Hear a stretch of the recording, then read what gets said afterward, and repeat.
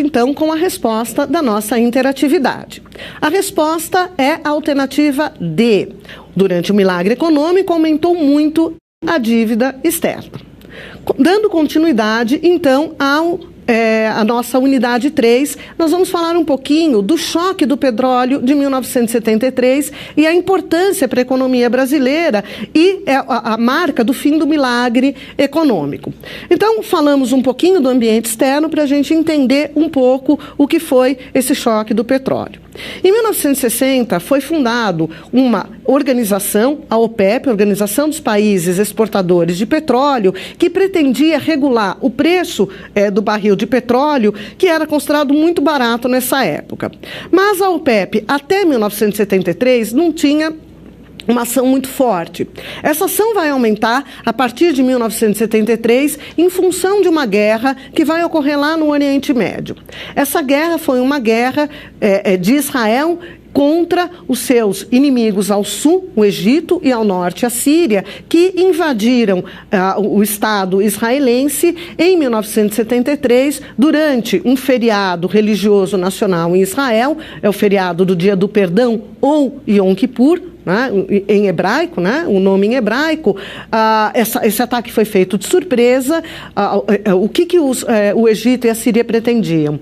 Esses países pretendiam retomar de Israel os territórios conquistados numa guerra que havia ocorrido em 1967, em que Israel ampliou o seu território. O ataque foi feito de surpresa, mas ainda assim Israel conseguiu contar com uma importante ajuda dos norte-americanos. Os Estados Unidos vai ajudar muito Israel durante essa guerra, oferecendo não só ajuda financeira, como ajuda tecnológica também. Com essa importante ajuda dos Estados Unidos, Israel venceu essa guerra, apesar de ter sido atacado de surpresa e por dois inimigos. Após a guerra, a OPEP vai tomar uma atitude de retaliação em relação principalmente aos Estados Unidos, mas que vai acabar afetando o mundo inteiro, aumentando muito o preço do barril do petróleo. Veja, né, o barril do petróleo aumentou de 2,9 dólares para 11,65 dólares, aí um aumento muito expressivo. Veja, o preço do barril do petróleo aumentou em 400% em apenas 5 anos, o que é um número gigantesco.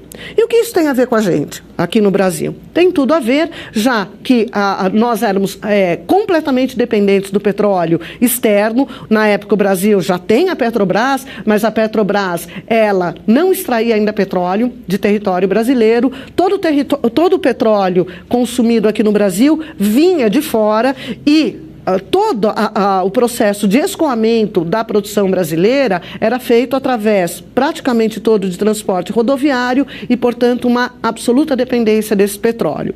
Ou seja, isso significa o quê? Com esse aumento de 400% do preço do barril, significa que isso vai ter que ser levado aos preços finais dos produtos aqui no Brasil. Ou seja, se a inflação, como a gente viu, já vinha num crescente com a crise de 1973, com o primeiro choque do petróleo, o Brasil vai ter que enfrentar uma forte inflação a partir desse período, e isso desestabiliza o governo e significa o fim do milagre econômico, daquele crescimento que, como vimos, chegou a 14% do PIB. Isso não vai mais ocorrer aqui no Brasil. Essa época, em 1974, teremos então o quarto presidente militar, que foi o general Ernesto Geisel, que vai ficar no poder de 1974 a 1979. Esse presidente, ele pegou o Brasil em plena crise, ou seja, ele vai assumir a presidência do país em plena crise do petróleo, num período pós-milagre e com uma inflação muito alta. Era o fim do milagre econômico, como vimos, né, que havia sido iniciado nos governos anteriores. Logicamente que a população vai reagir a esse essa euforia econômica que termina. A população ela estava eufórica com a possibilidade de maior consumo, a possibilidade de consumir, de ter a possibilidade de comprar a sua casa própria, e agora a economia começa a entrar de novo numa escalada negativa, enquanto que as arbitrariedades, ou seja, as perseguições feitas pelo governo militar, continuam a ocorrer, e isso vai ter um impacto negativo sobre a população brasileira.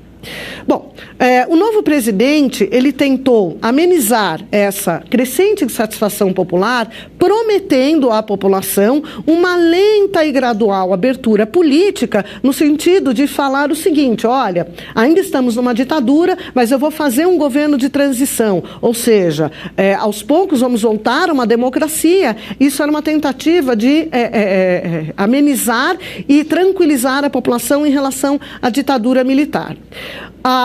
Uma atitude em relação a essa abertura foi que o governo ele passa a permitir, né, eleições, não para presidente, isso só vai ocorrer muito tempo depois, e as urnas deixavam claro que a insatisfação popular quando o partido oposicionista, o MDB, na época só havia 2 partidos, o governo militar adotou o sistema de bipartidarismo, então havia o partido governista, chamado de Arena, e o partido oposicionista, que era o MDB, e em 1974 a população deixou bem claro que estava começando a ficar contrariada com o governo militar, quando o MDB conquistou 59% dos votos para o Senado.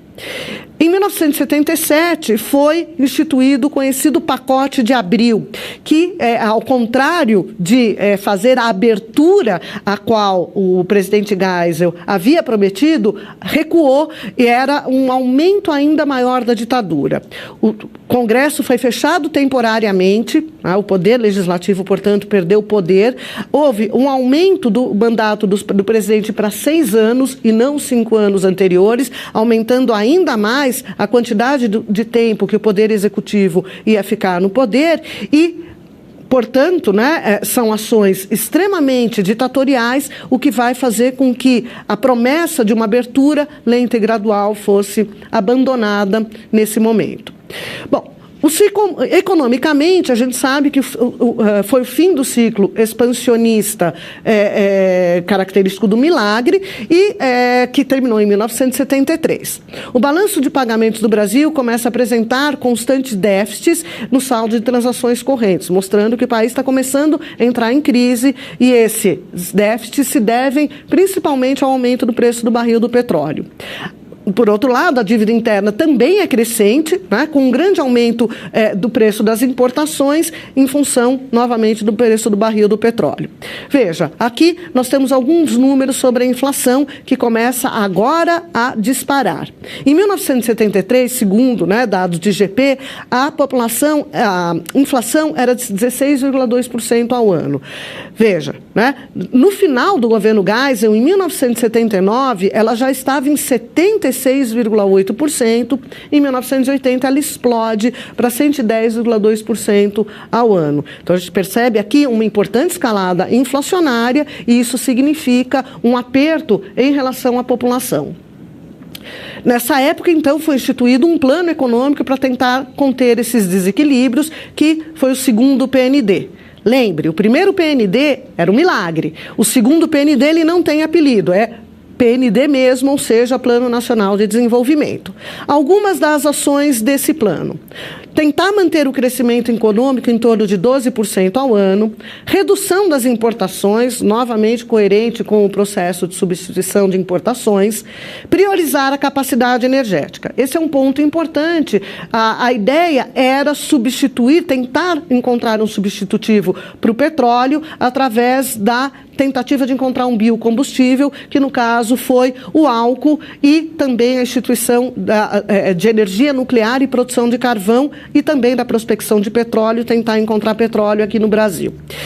Produção de insumos básicos e bens de capital, forte presença do Estado. O Estado nunca esteve tão presente na economia brasileira como aqui no segundo PND, e tentar aumentar a infraestrutura através do aumento da malha ferroviária, que não é dependente do petróleo, mas também da rodoviária e ampliação das telecomunicações.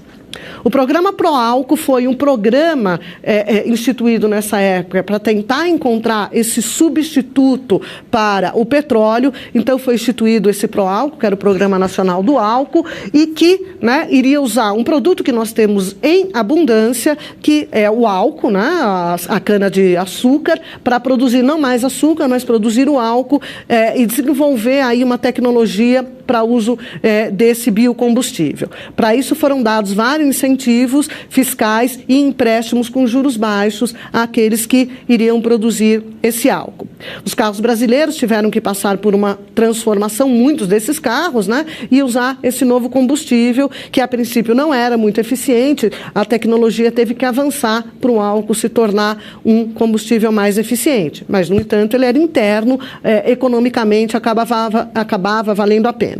Então, a produção do álcool pulou de 600 milhões de litros entre 75 e 78 para 3,4 bilhões de litros entre 79 e 80.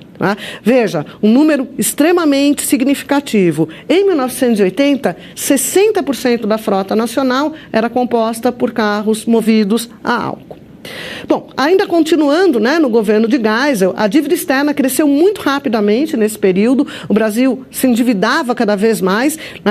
Em 75, a dívida era de 17,165 bilhões, e ela vai pular para 49,904 em 1979, num aumento de 66%.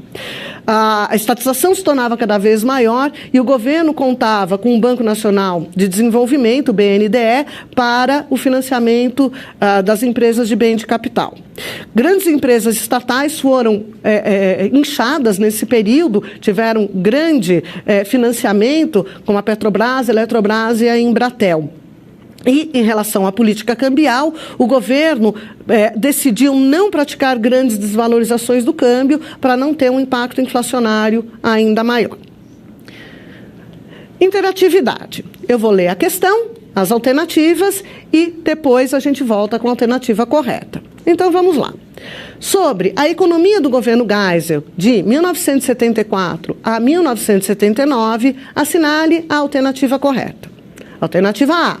Nesse período, a economia apresentava índices de crescimento semelhantes à do milagre. Alternativa B. O governo começa enfrentando uma crise econômica que se iniciou durante o choque do petróleo de 1973. Alternativa C. O balanço de pagamentos do Brasil começa a apresentar constantes superávites no saldo de transações correntes. Alternativa D.